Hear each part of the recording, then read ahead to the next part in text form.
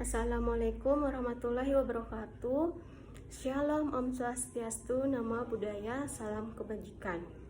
Di sini saya akan menjelaskan perikatan yang lahir karena undang-undang. Dosen pengampu Bu Priscilia Prisca. Sebelumnya perkenalkan, nama saya Mirabella, NPM 2130151027. Saya berasal dari kelas A3 semester 5. Saya akan menjelaskan tentang perikatan yang lahir dari undang-undang. Perikatan yang lahir dari undang-undang ialah perikatan-perikatan yang timbul berdasarkan hukum kekeluargaan yang diatur di dalam buku 1 KUH Perdata tentang orang. Adapun ketentuan yang lahir dari undang-undang antara lain sebagai berikut. Yang pertama ada hak alimentasi. Hak alimentasi adalah suatu hak yang dapat dilakukan kepada pihak lawan karena undang-undang menetapkan hak tersebut. Contoh, hak yang diajukan oleh orang tua kepada anaknya yang mampu. Hak seorang anak untuk mendapatkan nafkah dan pendidikan orang tuanya. Yang kedua ada tentang hukum tetangga. Hak dan kewajiban pihak-pihak yang bertetangga diatur oleh undang-undang dan antara lain disebutkan dalam pasal 625 KUH Perdata. Yang ketiga ada perikatan yang timbul dan ditentukan dalam hukum waris atau blotoresfeiten atau fakta-fakta hukum dalam kenyataan. Perikatan yang lahir karena undang-undang akibat perbuatan manusia. Perbuatan manusia yang tidak melawan hukum atau rehmatik. Perikatan yang timbul dari undang-undang karena perbuatan orang yang sah menurut hukum maksudnya adalah sebagaimana disebutkan dalam pasal 1354 KUH Perdata. Perbuatan manusia yang tidak melawan hukum atau rehmatik dibagi menjadi dua, yaitu ada zahwarning dan pembayaran tanpa hutang.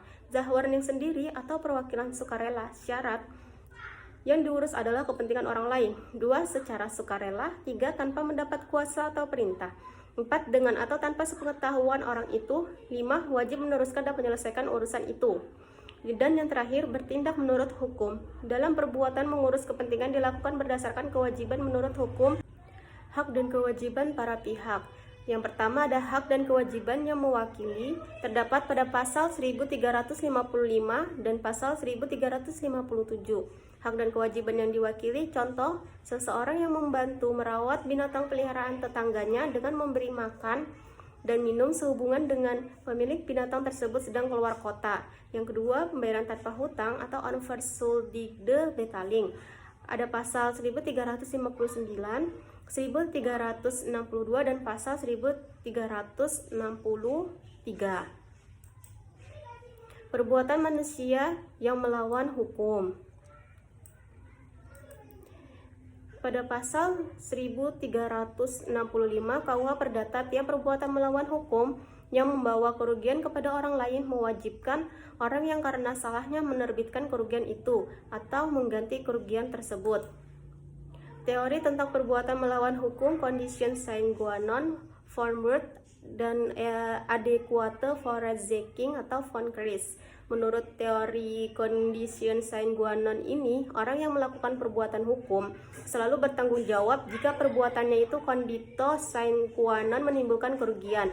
Menurut teori adequate Vorazeking, menurut teori ini terdapat hubungan kasual. Jika kerugian menurut aturan pengalaman secara layak merupakan akibat yang dapat diharapkan akan timbul dari perbuatan melawan hukum itu. Syarat-syarat perbuatan melawan hukum. Yang pertama, bertentangan dengan kewajiban hukum si pelaku. Yang kedua, bertentangan dengan hak subjektif orang lain. Yang ketiga, bertentangan dengan kesusilaan. Yang keempat, bertentangan dengan kepatutan, ketelitian, dan kehati-hatian. Terus itu ada ganti rugi karena perbuatan melawan hukum. Yang pertama ada biaya, yang kedua ada rugi, yang ketiga ada bunga. Biaya tersebut yang dimaksud adalah setiap kos atau uang ataupun yang dapat dinilai dengan uang yang telah dikeluarkan secara nyata oleh pihak yang dirugikan sebagai akibat dari prestasi dari kontrak atau sebagai akibat dari tidak dilaksanakannya perikatan lainnya, termasuk perikatan lain karena adanya perbuatan melawan hukum. Yang kedua ada rugi. Rugi itu adalah keadaan berkurangnya nilai kekayaan kreditur sebagai akibat dari adanya wan prestasi dari kontrak atau sebagai akibat dari tidak dilaksanakannya perikatan lainnya, termasuk karena adanya perbuatan melawan hukum untuk memberi jalan pada tetangga yang ada di belakang. Yang ketiga ada bunga. Bunga itu adalah suatu keuntungan yang seharusnya diperoleh, tetapi tidak jadi diperoleh oleh pihak kreditur karena adanya wan prestasi dari kontrak atau sebagai akibat tidak dilaksanakannya perikatan lainnya, termasuk perikatan karena adanya perbuatan melawan hukum. Selanjutnya ada kesimpulan dari materi ini, yaitu yang pertama bahwa perikatan diartikan sebagai hubungan antara dua subjek hukum perdata atau di dalam lapangan harta kekayaan, di mana pihak yang satu kreditur berhak atas suatu prestasi dan pihak yang lain debitur berkewajiban memenuhi prestasi itu.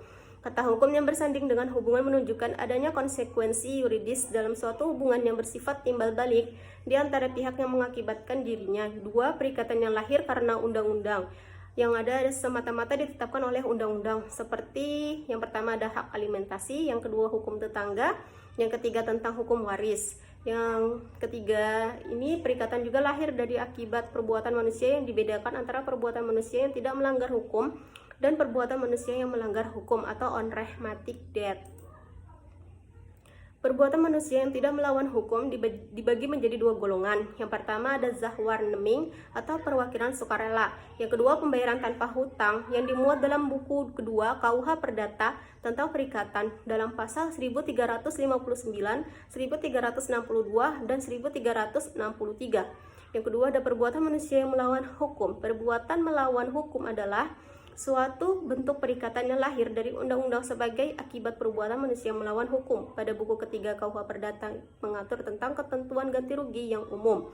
Dalam hal ini termuat dalam pasal 1243, 1232 KUH Perdata. Ketentuan tentang ganti rugi tersebut pada KUH Perdata menggunakan beberapa istilah, yaitu biaya, rugi, dan bunga. Sekian dari saya, terima kasih. Wassalamualaikum warahmatullahi wabarakatuh.